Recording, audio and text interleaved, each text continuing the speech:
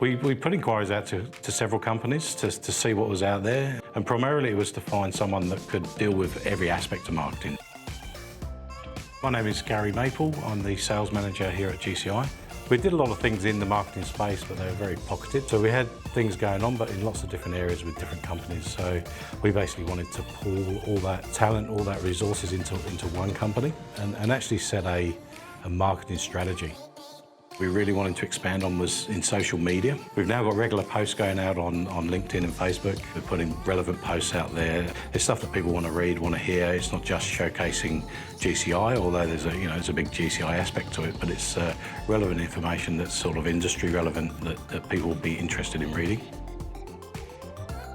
We didn't have the time or the know-how to do it ourselves, and we wanted Bear to come to the table and actually drive that for us, and that's what they've done. They've guided us, listened to what we wanted to do, and then guided us in the best ways to achieve that.